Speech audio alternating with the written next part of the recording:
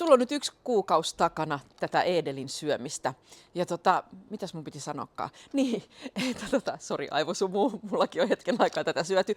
Kun Edeliä syö säännöllisesti 2-3 kuukauden ajan, niin silloin ne vaikutukset vasta rupeaa näkymään. Mä oon itse tehnyt semmoisen muistisäännön itselleni. Arjessa on tosi helppo unohtaa näitä, että mulla on niinku aamu, niin sanotut vitamiinit tai lisäravinteet ja sitten mulla on iltajutut. Ja Edel kuuluu ehdottomasti siihen aamujuttuihin, johon kuuluu mulla C-vitamiini, D-vitamiini, rauta ja Edel.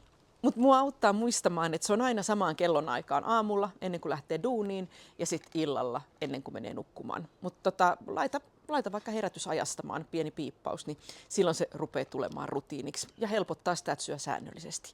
Ja jos et ole vielä käynyt, niin tervetuloa meidän Facebook-ryhmään. Siellä on tietoa Edelistä, vertaistukea muilta ihmisiltä. Siellä voi keskustella tämän tuotteen vaikutuksista. Siellä voi keskustella varhaisista vaihdevuosista, hormonaalisista muutoksista, varsinaisista vaihdevuosista ja oikeastaan ihan kaikesta, joka liittyy naiseuteen ja vähitellen ikääntymiseen ja kaiken muuttumiseen sitä myötä.